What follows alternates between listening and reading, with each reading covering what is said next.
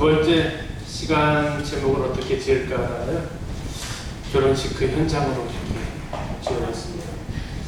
최근에 결혼하신 분이 누구세요? 최근에 안 왔어요. 안 오셨어요? 여기 지금 네 커플 중에서 제일 신혼인 커플이 어디예요? 다들 같이 막 계산해 보셔야 되나요? 애들 나이를 보고는 하기로 이제 뭐 여기네 여기 이렇게 형제가 아 그래요? 네. 몇 년 되셨어요? 2016년. 아 16년 이렇게 되셨구나. 그러면 저 결혼식 그 현장을 떠올릴 수 있는 시간적인 여유가 주시라고. 예, 아까 저기 대답 안 하셨던 두 커플 있죠? 이 가운데 계신 두 커플이 이제 질문을 좀 드리겠습니다. 결혼식 가장 기억에 남는 순간 잠시 한번 시간 드리겠습니다. 내 결혼식 때 이거 지금도 기억이 남았다 하는 거 한번 생각을 잠깐 한번 해보시죠. 결혼 명언 듣고 나서 한번 발표 한번 해보도록 하겠습니다. 자, 아까 이제 결혼에 대해서 만들어가는 과정이다라고 했는데요. 쉽지 않다라는 거죠. 자, 그것을 아주 참 재미있게 표현한 몇 개의 글이 있어서 한번 가져가겠습니다. 같이 한번 읽어보실래요? 시작. 굉장한 적을 만났다. 아내다. 너 같은 적은 생전 처음이다. 영국의 유명한 극작가 바이런이 쓴 말입니다. 굉장한 적을 만났다. 네. 자, 여기 한 발 더 나가신 분이 우리 링컨 대통령이신데요. 링컨은 이렇게 얘기합니다. 나는 지금 지옥으로 가고 있다. 이게 어디서 한 말이라고요? 결혼식을 올리던 도중에 이렇게 얘기를 했다고 합니다. 이 아내가 들었을지 어떠실지 모르겠는데 나는 지금 지옥으로 가고 있다. 왜 했을까 싶어요, 결혼을. 다음에 발명왕 토마스 에디슨은 이렇게 얘기합니다. 마누라는 매일같이 똑같은 소리만 짓거리는 고장난 축음기와 같다. 또 대분호 도스토예프스키는 이렇게 얘기합니다. 아내에게 있어서 남편이 소중한 때란 남편이 없을 때다.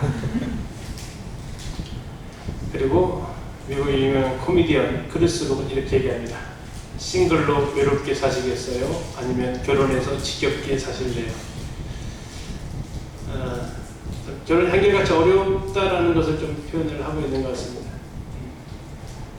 자, 우리 생각해 보셨어요? 누구부터 말씀해 보실까요? 지금 마이크가 어디로 가 있어요? 네. 한번 결혼식 그 현장에서 가장 기억에 남는 거 있다면? 저는 2014년도 3월달에 결혼을 했습니다. 네, 많은 성도님들께서 와주시고 그리고 정영철 형제님께서 주례를 하셨습니다. 그때 두 사람이 함께 끝까지 동행할 것을 이렇게 말씀을 하셨고요. 특히 또 기억에 남는 것은 기도도 또 성도님께서 해주셨고 우리 청년들께서 결혼식 때 노래 부르는 걸 뭐죠? 축가를 이렇게 해주셨는데 그때는 가비하고 메간이라는 그 자매들이 있었습니다. 캐나다예요. 캐나다 자매인데요. 저희 교회를 다녔었는데요. 그때 영어로도 이렇게 해주시고 우리 형제님들께서 축가를 해주시는데 저는 하는지도 몰랐어요. 이렇게 준비를 하신지도. 근데 깜짝 놀랐습니다. 예. 그렇고 특히 주례 정인철 형제님께서 하나님을 의지하고 이렇게 동행할 것을 말씀하신 것이 좀 기억에 남았습니다. 예, 주례사가 기억에 남는 건 참 쉽지 않은데 주례사 하셨네. 우리 자매님.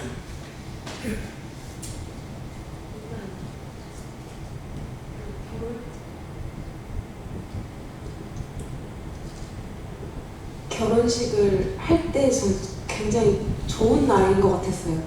일단 청년들이 준비를 많이 해주셔가지고 되게 기뻤고, 가장 기억에 남는 건 손을 잡고 가는 그 순간에 이 형제와 교회를 함께 우리가 할 수 있겠다. 그리고 가정에서 이제 찬양을 부를 수 있겠다. 이제 그런 안도감, 그런 기대감, 그런 걸로 되게 기쁜 마음으로 했던 것 같아요. 네. 함께 손잡고 갔다. 길. 네. 빨리 그 옆으로 한번 넘겨주시고요.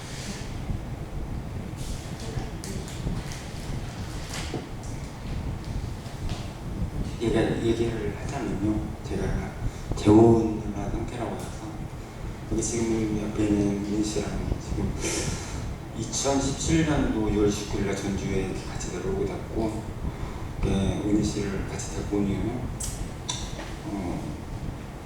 제가 너무 잘 받을 것 같고도 저를 이해해주고 저를 많이 아껴줄 것 같아서 같이 이렇게 살게 됐고, 솔직히 말하면 지금 이제 혼신 완지는 지금 1년 3개월 됐고, 이제 지금 구조자인 상태인데, 침례 받게 되면 여기 안흥교회에서 침례 받으면 은희 씨가 결혼식도 올릴 거고, 여기 형제 자매들의 축복 아래에서 행복하게 할 길을 원하고 있습니다. 제 꿈입니다. 네, 박사. 예. 자, 박수 한번 주시죠. 네. 중요한 얘기를 빼놓으셨어요. 신부가 아름다웠다는 거. 전혀 걱정이 됩니다. 네. 인터넷에 광고가 하나 나왔던데요. 사정상 급매합니다. 1991년 12월 14일 예식장에서 구입했습니다. 구청에 정품 등록을 했지만 명의 양도해 드리겠습니다. 아끼던 물건인데 유지비도 많이 들고 성격 장애가 와 급매합니다. 상태를 설명하자면 구입 당시 A급인 줄 착각해서 구입했습니다. 마음이 바다 같은 줄 알았는데 잔소리가 심하고 사용 시 만족감이 떨어집니다. 음식물 소비는 동급의 2배입니다. 사용 설명서는 필요 없습니다. 어차피 읽어봐도 도움이 안 됩니다. AS 안 되고 변심에 의한 반품 절대 안 됩니다. 사은품으로 변덕 심한 시어머니와 까칠한 시누이도 포함됩니다. 울 신랑은 원래는 괜찮았는데 사용자 부주의라며 억울하다고 합니다. 그리고 내 친구는 내가 팔 때 자기 신랑을 1+1으로 같이 내놓겠답니다. 네, 씁쓸한 글인데 이게 어떤 아내의 마음을 표현한 글 같아요. 근데 좀 안 좋은 글이 있는가 하면 좀 좋은 글도 있어서 가져와 봤습니다. 아파치 인디언들이 아까 이제 축가가 기억이 남는다고 하셨잖아요. 축시를 이렇게 해준답니다. 인디언들의 축시는 어떤 걸까? 이제 두 사람은 비를 맞지 않으리라. 서로가 서로에게 지붕이 되어줄 테니까. 이제 두 사람은 춥지 않으리라. 서로가 서로에게 따뜻함이 될 테니까. 이제 두 사람은 더 이상 외롭지 않으리라. 서로가 서로에게 동행이 될 테니까. 이제 두 사람은 2개의 몸이지만 두 사람의 앞에는 하나의 인생만이 있으리라. 이제 그대들의 집으로 들어가라. 함께 있는 날들 속으로 들어가라.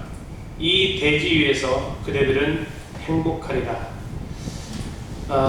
인디언들의 축시가 참 아름다웠습니다.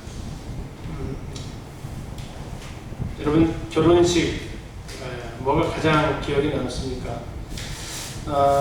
결혼식 프로그램 중에서 제일 중요한 순서가 있다면 뭘까요? 이것은 그래도 결혼식에서 이건 빠질 수 없는 게 있다.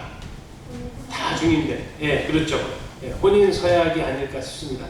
예, 마음이 통해서 좋습니다. 혼인 서약입니다. 두 사람이 약속하는 그 시간이죠. 결혼식에서 특히 하이라이트가 혼인 서약이고, 이 혼인 서약을 만약에 신랑이나 신부 중에서 아니오라고 좀 한마디 하면요. 이건 갑자기 이제 분위기가 이상해지는 결과를 가져오게 되죠. 그래서 이제 이 서약은 때로는 주인공들이 직접 하기도 하고요. 때로는 주례자가 읽어주면 대답을 해주기도 합니다. 혹시 그 서약 알고 하셨나 모르겠습니다. 혹시 집에 결혼 서약했던 거 보통 주죠? 집에 잘 있나요? 어디쯤인가? 어디쯤인가 있죠? 네. 중요한 건 내 마음속에 신비가 있어야 되죠. 자, 어느 분이 결혼식에서 왜 혼인 서약을 해야 되네 이렇게 물으신 적이 있어요. 지금 결혼하기로 해서 여기 서 있는 사람들 아니야? 근데 그 자리에서 혼인 서약을 해? 이상하지 않나요? 아니 두 사람이 결혼을 하기로 약속을 했으니까 이 자리에 지금 서 있을 텐데 왜 그 사람들한테 다시 서약을 왜 받아? 왜 그럴까요?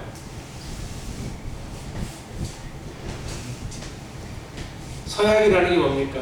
약속을 두 사람 사이에서만 했으면 어때요? 그걸 깨는 것이 쉬워요. 그런데 서약은 지금 누구 앞에서 보통 우리가 서약합니까? 네, 하나님과 교회와 식구들 앞에서 서약을 하는 거죠. 그만큼 구속력을 더 가진다라는 겁니다. 더 나아가서 이 두 사람의 서약을 지켜갈 수 있도록 그 많은 사람들이 도와줘야 된다는 의미도 같이 포함되어져 있습니다. 좀 더 나아가서 결혼이라는 이 관계는요, 서약을 받아낼 정도로 어떻다라는 거예요? 지키기 쉬울까요? 어려울까요? 어려우니까 서약 받는 거예요. 지키기 쉬운 것을 뭔 서약을 받아요. 근데 서약서까지 써야 할 정도로 쉽지 않을 걸 하는 거예요. 서약서까지 필요할 정도로 두 사람이 쉽지 않은 시간이 있을 걸 하고 지금 예고해 주는 거죠. 근데 저도 결혼 생활을 했지만 거기까지 생각해보지 않았죠. 결혼하고 나서 살아보고 공부하다 보니까 그게 그 의미였구나라는 걸 알게 되었습니다. 결혼 서약이라는 거, 결혼 생활이 결코 쉽지 않다라는 거. 그래서 두 사람만의 약속을 가지고는 보증하기가 어렵고 많은 하객들 앞에서 공적인 자리에서 두 사람이 하나님 앞에서 특별히 그리스도인으로서 하나님 앞에서 공개적으로 약속을 해야 그 구속력이 커서 지켜갈 수 있다라는 겁니다. 그리고 많은 분들은 이 두 사람의 서약을 잘 듣고 이것을 같이 유지할 수 있도록 도와주십시오 하는 의미가 같이 포함되어져 있습니다. 그래서 결혼식장에서는 밥 먹으러 가는 게 아니다라는 겁니다. 축의금 훅 던져놓고 밥 먹으러 가시지 말고 서약하는데 증인이 되어주는 게 중요하죠. 그래서 우리가 이 결혼식 서약에 담겨있는 그 의미들을 좀 몇 가지 살펴보려고 합니다. 첫 번째, 결혼식 서약은 서로를 책임지겠다라는 공개적 약속이라는 겁니다. 현대인들은요, 아까 앞에서 다시 말씀드렸지만 책임지는 거 굉장히 싫어합니다.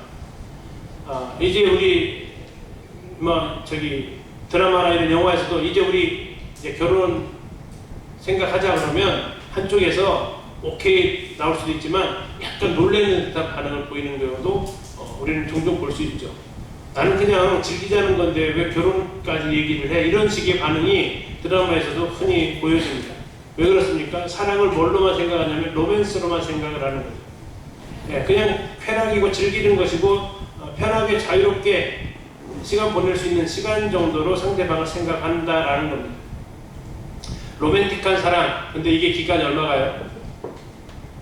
사람에게 호르몬이 분비되는 시간이 약 길어야 18개월에서 24개월, 2년 넘어가기 힘들다라는 겁니다.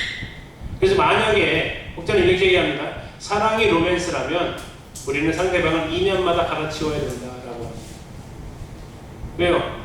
그 이상 넘어가면 혹시 지금 제일 빠르다고 보셨는데 지금 보면 막 설레세요? 너무 인위적이다. 네, 이것이 저도 호르몬 받아보고 있죠. 이게 안 나온다라는 거죠.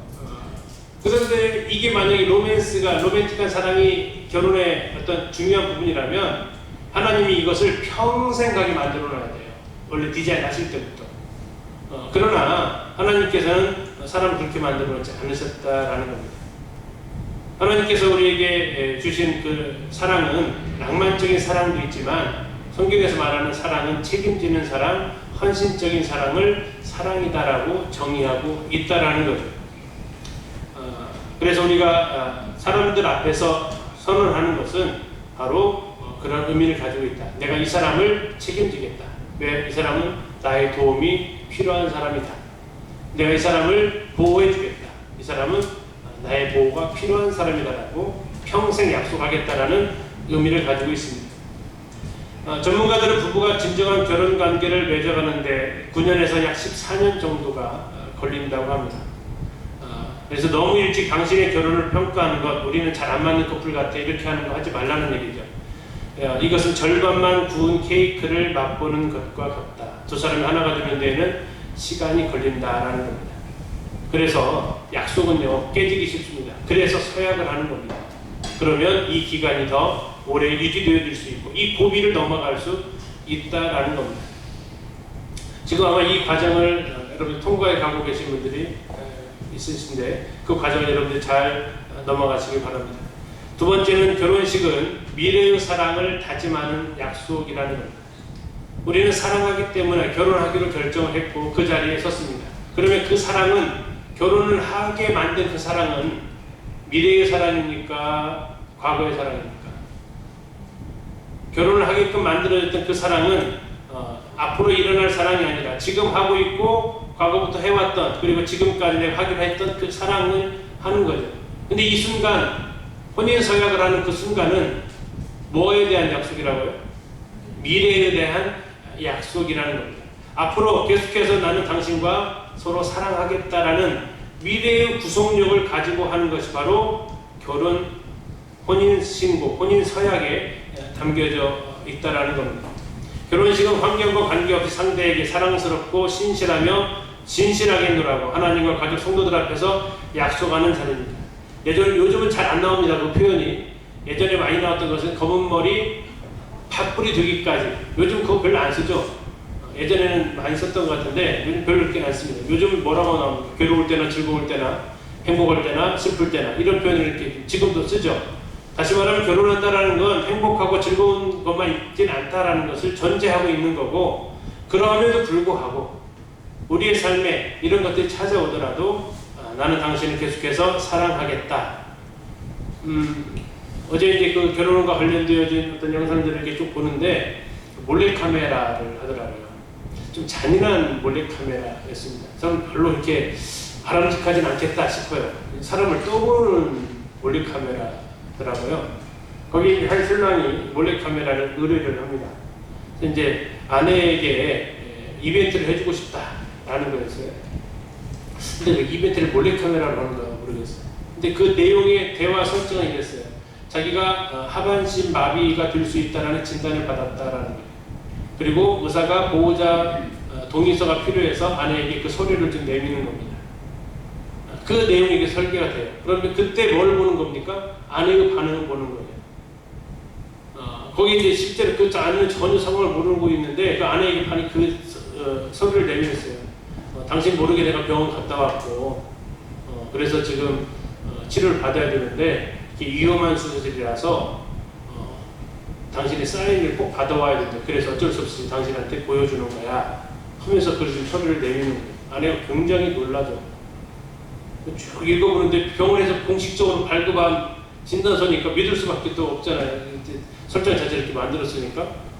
자, 그러면서 이제 아내가 어떻게 대해야 하는지 얘기를 하는 겁니다. 남편은 더 지금 자꾸 더 안 좋은 쪽으로만 얘기를 하는 거예요.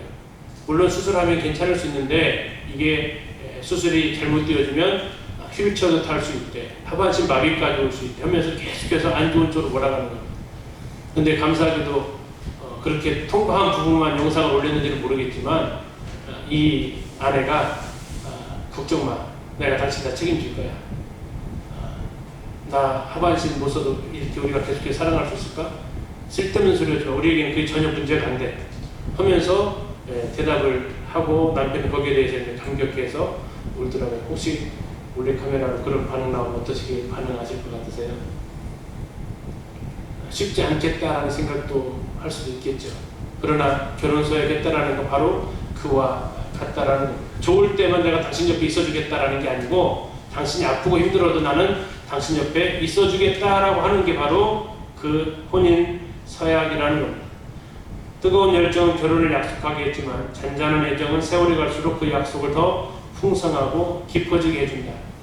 혼인 서약하는 두 번째 이유는 모든 사람 앞에서 책임지겠다는 약속, 두 번째가 앞으로도 계속해서 당신만을 사랑하겠다라는 그 약속이라는 겁니다.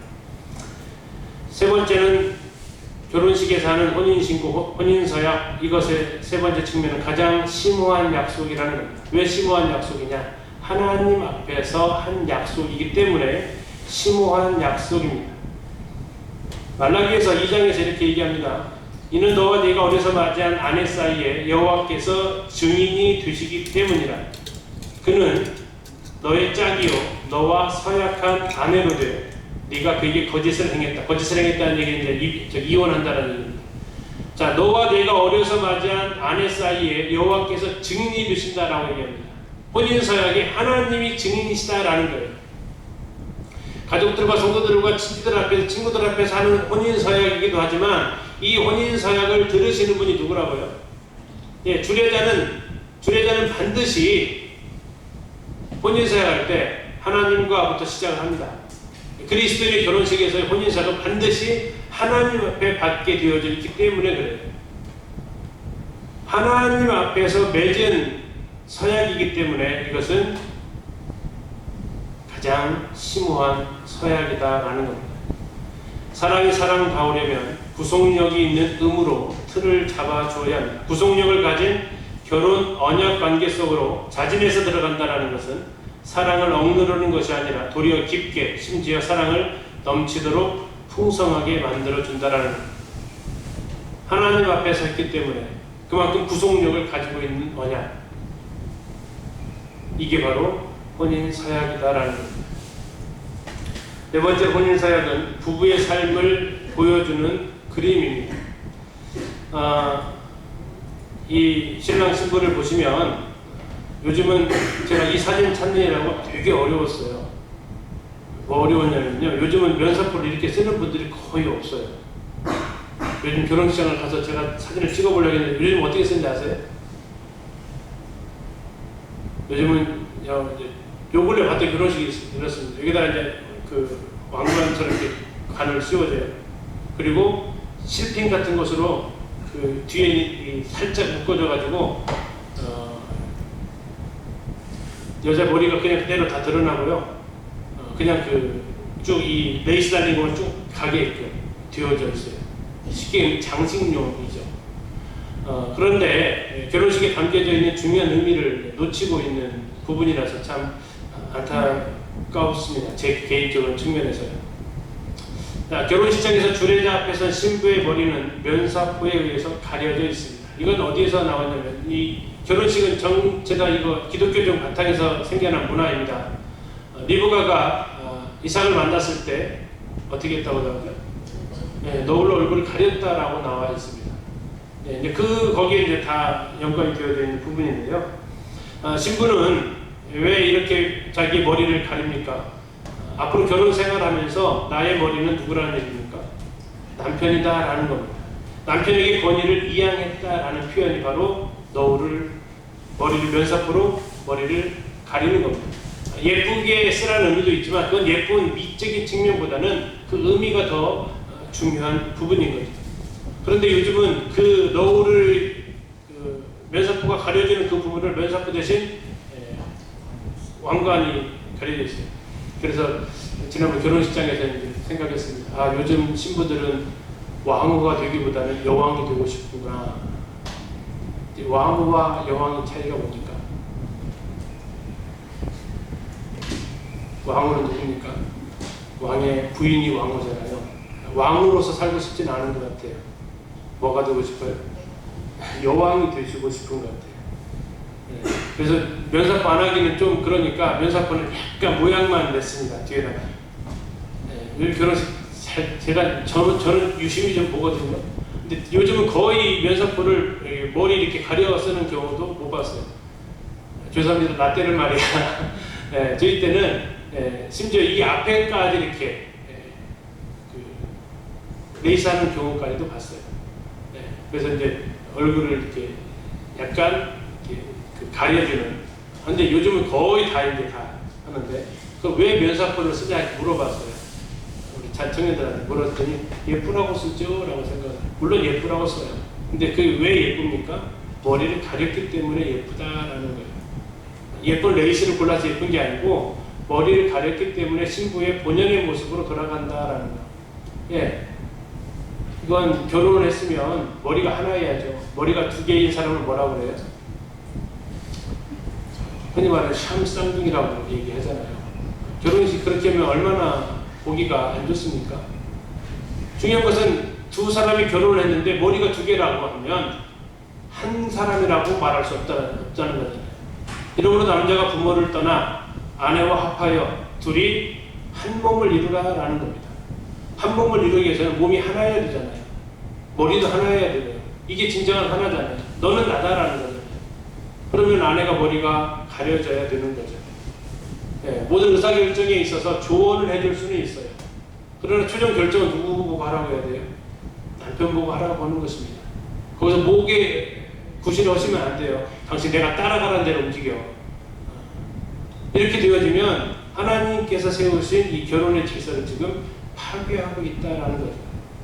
남편이 의사결정할 수 있는 최종 결정의 권위를 남편에게 주셔야 돼요. 대신 그 안에 충분히 남자들이 못 보는 것이 있으면 보게 조언해 주시고 의견을 제출해 주시고 하셔야 돼요. 그러면 남자가 그 역할을 해낼 수 있다는 겁니다. 그런데 당신이 뭘 하나? 이건 내가 다 잘알지. 이렇게 하고 접근하게 되면 아까 했던 남자에게 굉장히 중요한 존중이 사라지게 되고 그러면 대부분의 남자들의 반응은 포기합니다. 싸우기 싫으니까. 그럼 당신 알아서 해. 근데 우리 자매들 당신 알아서 해라는 말이 복으로 들리세요? 뒤에 나갈게요. 어떻게 들리세요? 그 말 좋은 말이 아니에요. 그러면 내가 지금 몸이 아니라 목이 됐구나라고 하는 거예요. 그래서 아내들은 남편이 의사결정할 수 있도록 머리가 하는 것이 뭡니까? 생각하고 판단하고 하는 것을 해줄 수 있도록 해주셔야 돼요. 그것을 지지해주게 되면 남자들은 의사결정할 때 굉장히 무겁게 생각을 한다라는 거예요. 그런데 어차피 말해도 아내 마음대로 할 것 같으면 어떻게 할까요? 알아서 해. 왜요? 내가 말해봤자 그게 거절되는 거에 나와요? 아니면 그냥 말 안 하고 실행되는 게 나아요? 정해진 어떤 게 나아요? 그게 훨씬 낫죠. 그러니까 알아서 해 나는 게. 왜? 이것은 밑에가 깔려 있어요. 뭐가요? 어차피 내가 말해도 그렇게 안 할 거잖아. 그러니까 알아서. 이게 알아서라는 것은 자매들에게서는 굉장히 지금 내가 역할을 잘못하고 있다라는 표현이다라고 생각을 해주시면 좋겠습니다. 두 번째, 이제 남자입니다. 결혼식장에서 주례자 앞에서 신랑의 몸은 신부의 웨딩 드레스에 의해서 가려져 있습니다. 그런다고 뭐 저기 어깨부터 다 가리는 건 아니죠. 그렇게 하면 이제 옷 자체가 모양이 안 나니까. 그런데 이제 보통 드레스를 길게 만든 이유가 뭐냐라는 거예요. 예쁘라고요? 물론 예뻐요. 근데 그렇게 해서 하는 이유가 뭐냐? 그것은 이제 그 드레스를 쫙 펼치면서 신랑의 몸이 가려지게 되어져 있습니다. 결국 신랑은 의사결정을 하는데 그 몸을 위해서 의사결정을 해야 된다라는 겁니다. 의사결정을 하는 이유가 뭐냐? 나 좋으라고가 아니라 내 아내를 위해서 의사결정을 한다라는 거예요. 그럼 뒤집어 보면 뭐가 되냐면 왜 아내들이 남편한테 의사결정을 못 맡길까요? 남편들이 그렇게 안 살아가니까 마치 애기처럼 자기 위해서 막 의사결정을 할 것 같으니까 이러는 것들이 이제 신뢰가 깨어지기 시작하는 거죠. 중요한 것은 뭡니까? 오늘날에는 신부만 그러면 여왕이 되려고 하느냐? 오늘날에는 안타깝게도 남편들이 자기 몸 아내를 사랑해야 되는데 자기 몸을 너무 아끼고 있다라는 겁니다. 아내를 위해서 죽기까지 해야 되는데 아내를 위해서 그 몸을 아낀다라는 것은 앞뒤가 맞지 않는 거죠. 이 부부가 선 모습 그대로 앞으로 저 두 사람이 어떻게 살아갈지를 보여주는 그림이다라고 생각하시면 돼요. 아, 저 가정의 의사결정은 남편이 하겠구나.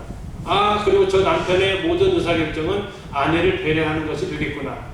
이게 이제 가장 아름다운 저 두 사람이 서 있는 모습을 그대로 보여주는 모습이죠. 그렇지 않으면 서로에게 아내가 의사결정권을 뺏어가려고 하고 남편은 뺏겼으니까 나도 내 몫을 찾아가려고 하게 되면 이 부부는 굉장히 지금 어려운 길을 같이 걸어가게 됩니다. 끝으로 혼인식의 교훈은 십계명을 통해서 같이 좀 살펴보려고 하는데요. 십계명이 1계명에서 우리가 보통 4계명까지를 하나님과의 관계로 이야기합니다. 그리고 5계명부터 10계명까지를 사람과의 관계로 얘기를 해요. 유태인은 다르게 해석합니다. 유태인은 1계명부터 5계명까지를 하나님과의 관계로 해석합니다. 6부터 10을 사람 사이의 대인 관계로 해석을 하고요. 제 개인적으로는 유태인들이 보는 그것을 더 존중을 합니다. 성경적으로 봤을 때도 그게 더 맞는 것도 같습니다. 그래서 뒤에 나와 있는 거 6번부터 10번까지는 그냥 뺐어요. 앞에서 1일부터 5까지만 했어요. 그리고 부부들이 싸우는 이유는 대부분 1번에서 5번 가지고 싸워요. 자, 언약, 하나님과의 언약이 10계명이죠. 내가 내 백성과 언약을 세운다고 하면서 저렇게 20장에서는 나는 너희를 애굽에서 건져낸 사람이기 때문에 언약을 세울 수 있는 자격 조건이 되었다라는 것을 이야기합니다. 이 언약은 아무나 세우는 게 아니라 자격 조건이 서로 되어야만 세울 수 있고 결혼 언약, 혼인 서약도 마치 하나님과의 그 언약 관계 속에서 들여다볼 수 있는 거죠. 그리고 이 언약에 비추어서 이스라엘은 이 언약을 어기면서부터 하나님으로부터 추방을 당하게 되는 약속의 땅에서 쫓겨나는 일을 가져오게 되는데 그 언약과 부부 사이의 언약을 한번 비교를 한번 해본다는 겁니다. 자, 10계명의 제1계명은 너는 나 외에는 다른 신들을 내게 두지 말라입니다. 결혼식의 제1계명은 뭘까요? 부부 사이 1계명은요. 생각해보세요. 자, 2계명 너를 위하여 새긴 우상을 만들지 말고 그것들에게 절하지 말며 그것들을 섬기지 말라. 자, 2계명의 제일 핵심적인 단어는 새긴다라는 겁니다. 누구를 위해서? 자기 자신을 위해서. 하나님이 사람에 의해서 새겨진다라는 거예요. 자, 이것도 결혼 관계에서 한번 생각해 보시고요. 세 번째, 너는 내 하나님 여호와 이름을 망령되게 부르지 말라. 함부로 하나님의 이름에 대해서 언급하지 말라는 겁니다. 하나님의 이름을 무시하지 말라는 겁니다. 하나님의 이름을 존중하라는 겁니다. 부부관계에서는 어떻게 적용이 될까요? 네 번째, 안식일을 기억하여 거룩하게 지켜라. 이 안식일 하나님께서 거룩하게 여기셨던 날입니다. 구별시켰던 날이에요. 부부관계에서 이것을 어떻게 연결할 수 있을까요? 마지막, 내 부모를 공경하라. 이 부분, 이 5가지가 이제 실제 부부 사이로 한번 연결을 해봤습니다. 자, 제일 첫째 줄이 언약을 맺을 수 있는 관계냐 이거죠. 우리는 서로를 이 세상에서 배우자로 선택한 부부이기 때문에 이 관계로 들어갑니다. 제일 첫 계명이 뭐였습니까? 너는 나 외에 다른 신을 내게 두지 말지니라 라는 겁니다. 자, 당신 나 외에는 다른 이성을 당신 옆에 두지 마십시오. 자, 과도한 요구입니까? 당연한 요구입니까? 당연한 요구입니다. 근데 10계명이 1계명이 당연한 겁니다. 자, 너는 나 외에 다른 신을 내게 두지 말아라 했어요. 다시 말하면 당신은 나 외에 다른 여자, 다른 남자를 옆에 두어서는 안 된다라는 얘기입니다. 자, 이것은 하나님께서 우리에게 말씀하시는 것인데요. 부부 사이에서 이것이 제1원칙이 되어야 한다는 겁니다. 한번 잘 생각해 보십시오. 당신은 내가 항상 첫째가 되어야 합니다. 괜찮습니까? 어때요? 괜찮아요? 아니면 위험해요? 아니면 절대 안 돼요? 뭐예요? 아내가 남편에게 용돈을 채워주기 위해서 남편의 지갑을 이렇게 안주머니에서 꺼냈습니다. 그래서 그 안에 용돈을 채워주기 위해서 열었더니 그 안에 자기 아내의 사진이 나와 있어요. 아내가 활짝 웃는 사진을 봤습니다. 어머, 내가 이거 딱 젊었을 때 그 사진 남편이 항상 보고 다니네 하면서 남편 사진을 이렇게 봤습니다. 근데 사진을 딱 꺼냈어요. 근데 꺼냈더니 그 뒤에 다른 여자 사진이 있는 거예요. 어떨 것 같아요? 남편한테 여보 이게 뭐야? 그때 남편이 뭐라고 그래요? 여보 나에게 당신 첫째야. 첫째야. 그럼 뭐가 있다는 얘기예요? 둘째가 있다는 얘기예요. 아내와 남편은요 첫째 자리가 아닙니다. 유일한 자리예요. 그 지갑 안에 아내의 사진이 있으면 그 뒤에 있는 사진은 아무것도 없어야 돼요. 오직 한 사람만이 나의 사랑의 대상이 되어야 된다는 게 결혼식장에서 약속입니다. 그래서 결혼한다는 건 모든 남자에 대해서 눈을 감겠다라는 거예요. 모든 여자에 대해서 포기하겠다라는 겁니다. 오직 한 사람만을 선택하겠다라는 거예요. 성경 그것을 가르쳐 뭐라고 하냐면 내가 야곱을 사랑하고 에서를 미워했다라고 얘기하는 거예요. 그 미워함은 뭐예요? 어떤 미워함이에요? 싫어하는 미워함이 아니에요. 내가 야곱만을 사랑하기로 선택했다라는 거예요. 내가 당신만을 사랑하기로 선택했다라는 것이 바로 하나님께서 말씀하신 제1계명이에요. 왜? 나도 너밖에 없다라는 거예요. 야, 네가 말 안 들으면 나는 그 다음 무슨 족속할 거야? 무슨 족속할 거야? 그러면 하나님이 지금 이 관계를 어기는 것이거든요. 이렇게 말할 수 있다라는 얘기는요. 예를 들어서 아내가 남편한테 여보 나는 당신만을 사랑할 거야 한다면 너 당신만이 아니야. 여보 당신은 나만 사랑해야 돼 말한다면 이건 무슨 의미를 가지고 있어요? 나는 뭐 하겠다는 거예요? 나는 당신만을 사랑하겠다는 것이 내 안에 들어와 있는 거예요. 그것을 할 사람만 이것을 요구할 수 있다라고요. 하나님께서 이것을 말씀하시는 이유는 뭐예요? 너는 나 위에 다른 신을 내게 두지 말아라는 얘기는 나는 너 위에 다른 민족을 내게 두지 않겠다라는 그 약속과 동일하다고요. 두 번째 약속은 뭡니까? 너는 너를 위하여 우상을 새기지 말라고 했어요.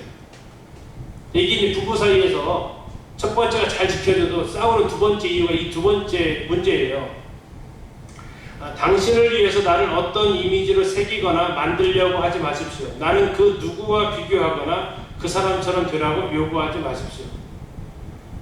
신약에서 많은 사람들이 심지어 제자들까지 예수님이 십자가의 길을 간다고 했을 때 어떻게 했습니까? 축복했습니까? 만류했습니까? 만류하죠. 왜 만류합니까? 자기들이 생각하고 있었던 메시아의 모습이 있었어요. 메시아는 이래야 된다라는 그 메시아 상이 있었다고요. 그런데 자기가 생각했던 메시아의 모습대로 예수님 지금 안 하시는 거예요. 자기가 생각했던 메시아는 어떻게 해야 돼요? 왕으로서 통치하셔야 되는데 지금 왕으로서 통치할 것을 기대했던 그분이 죽으신다고 하잖아요. 그러니까 어떻게 돼요? 그래야지 말라고 매달리는 거죠. 뭐 한 겁니까? 메시아상을 새긴 거예요. 자기들이. 성경에서 기록되어 있는 메시아 관계없이 자기들이 원하는 메시아의 모습을 그려버렸어요. 그리고 그 모습대로 안 가니까 메시아를 갖다 메시아 취급을 못하게 메시아의 길을 못 걷게 막고 있다는 얘기죠. 우리 현지 자녀들이 결혼하면서 내 배우자 이미지 어떻게 해야 돼요? 내가 막 새겨가려고 그래요. 내가 막 깎아가려고 그래요. 이렇게 되면 무슨 일이 벌어집니까? 노타치. 나 좀 놔둬 하게 돼요. 왜 그렇습니까? 이게 바로 지금 이계명을 어기기 때문에 그래요. 그렇게 하는 게 누구를 위해서라고 생각하세요? 남편의 모습 이렇게 바꿔보고 싶은 거 누구를 위해서요? 이계명이 제일 중요한 것이 너를 위해서라고. 너를 위해서. 당신 이렇게 해야 내 얼굴이 살지, 내가 좀 편하지 하는 것들이 있다라는 얘기예요. 그것은 굉장히 어려운 접근으로 간다라는 겁니다. 새긴다라는 것, 사람들이 사람을 깎아낸다라는 것, 고통스러운 겁니다. 결혼 생활하면서 이런 게 있어요. 기대하고 요구가 있어요. 어떻게 남편에게 이렇게 되라고 기대해야 됩니까? 이렇게 되라고 요구해야 됩니까? 기대와 요구의 차이는 뭘까요?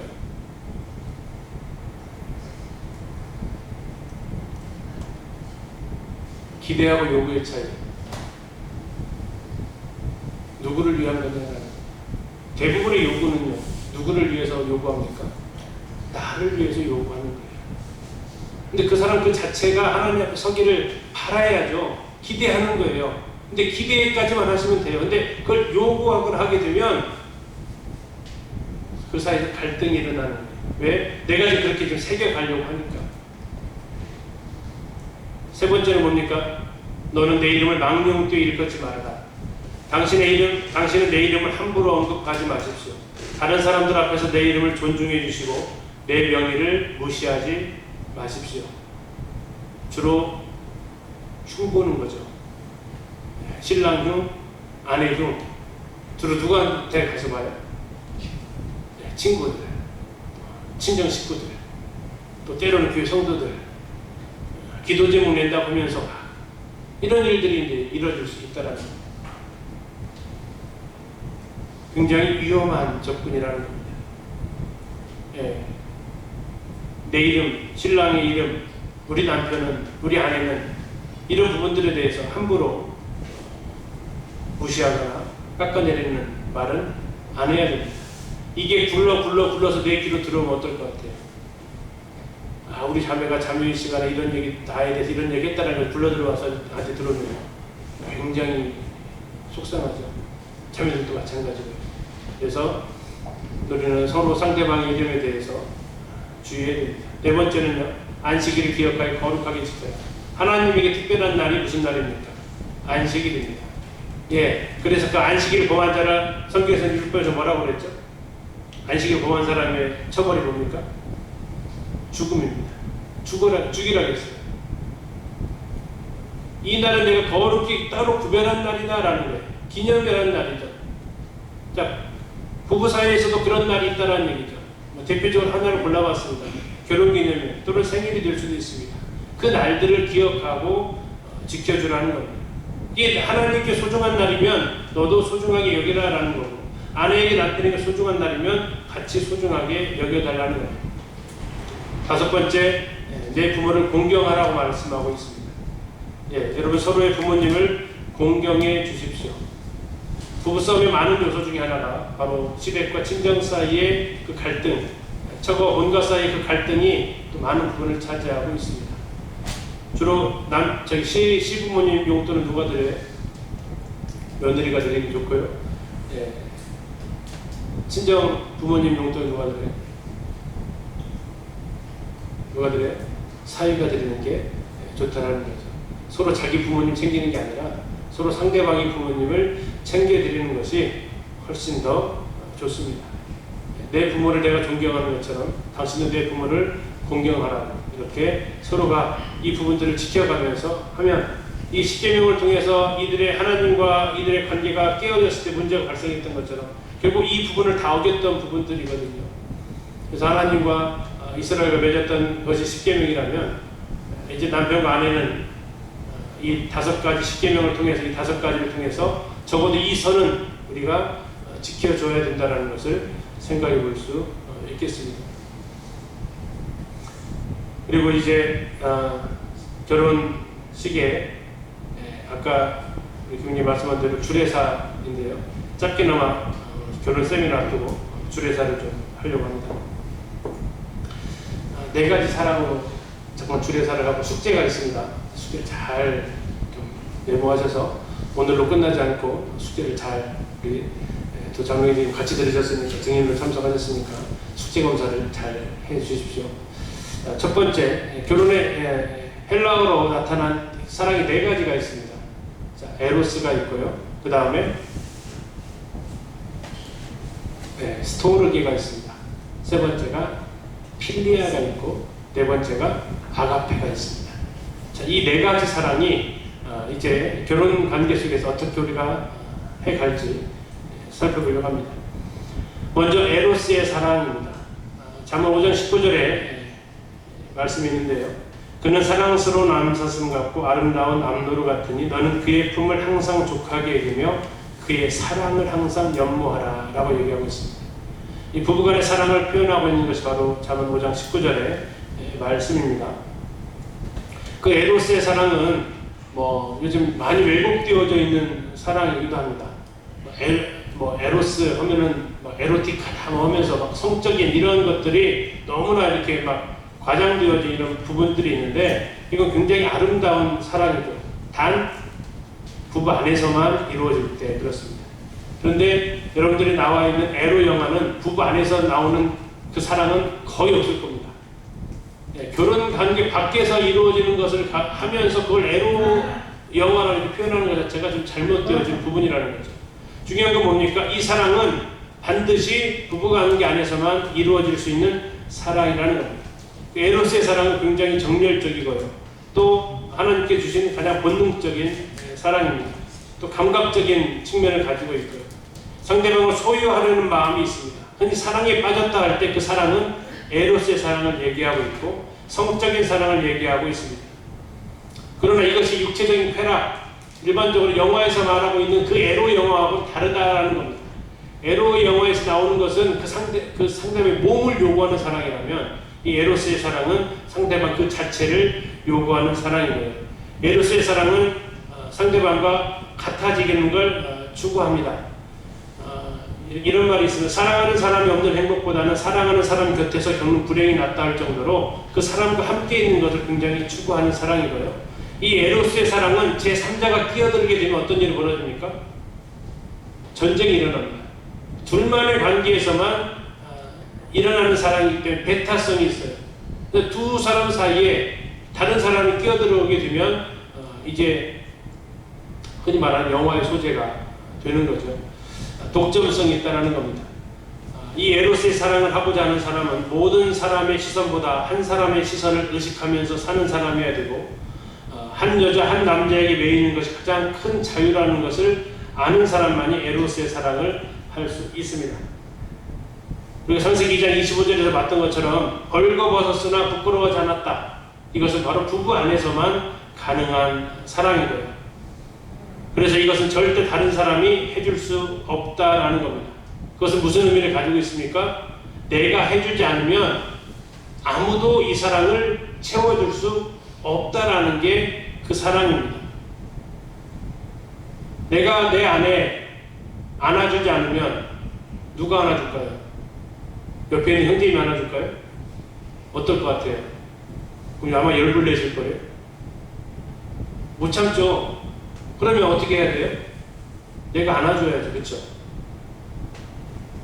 누군가 내 남편에게 키스한다면 참아낼 수 있겠어요? 키스해줄 수 있는 사람 누구밖에 없어요? 부부 사이밖에 없다고요. 제3자가 그 안에 끼어들어오게 되면 불가능해요. 그럼 그것만 끼어들지 말라고만 말할 거예요? 아니죠. 뭐 해야 돼요? 내가 그걸 채워줘야 된다는 얘기죠. 남편만이 줄 수 있는 사랑, 유일하게 남편만이 줄 수 있는 사랑이 바로 이 에로스의 사랑이고 아내만이 줄 수 있는 사랑이 바로 이 에로스의 사랑이라는 겁니다. 다른 사람이 이것을 준다고 생각해 보십시오. 어느 형님 부부한테 이야기를 했더니 그 부분이 숙제를 아주 충실하게 했습니다. 근데 그 이후로는 제가 매일같이 아내를 안아주고 있습니다. 그 이유는 딱 한 가지예요. 나 아니면 안아줄 남자가 없으니까. 내 아내가 되게 불쌍해 보였대요. 내가 그동안 안아주지 못했다라는 거. 그래서 내 아내는 나 아니면 안아줄 사람이 없구나. 그럼 내가 안아줘야지 해서 매일같이 안아주고 잘하고 있다라고 했습니다. 예, 나 아니면 누가 안아주겠어요? 누가 안아준다고 그것을 허용해 줄 수 있겠어요? 못하잖아요. 여기 있는 여러분들 서로 안아주셔야죠. 그래서 숙제를 하나 내겠습니다. 미션 1번. 우리 정영진 한번 읽어주실래요?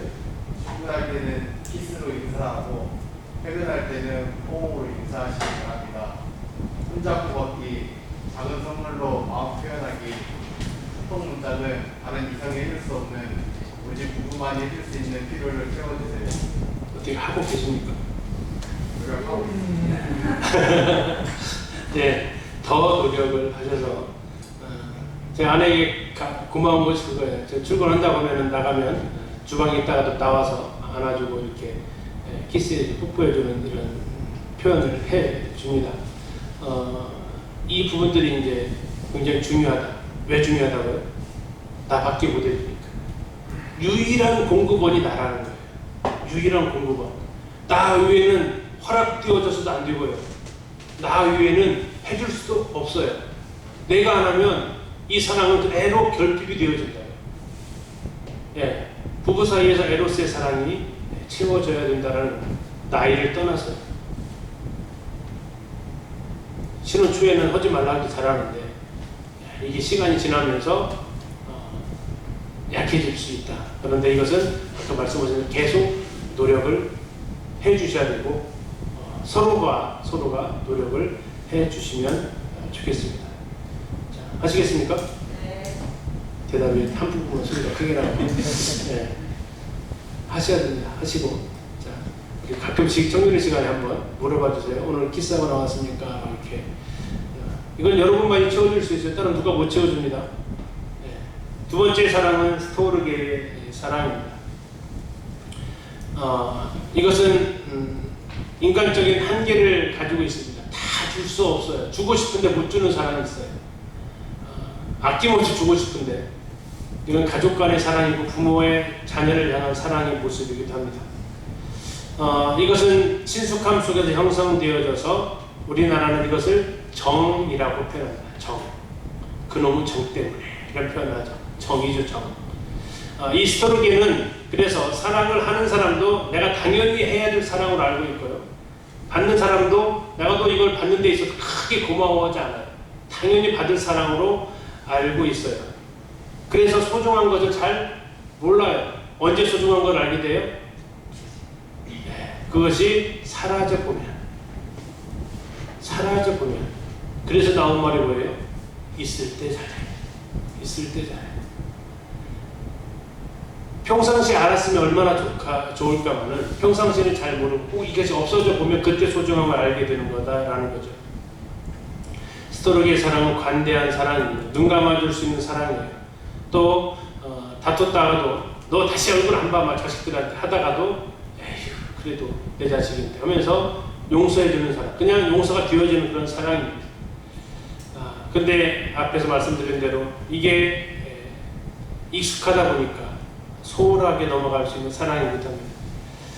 이 스토르게의 사랑은 가정 안에서 누려야 되는 사랑인데 가정에서 사랑이 사라지면 식사 자리가 아니고 식당이 되고요. 가정에서 사랑이 식어지면 잠자는 곳이 아니라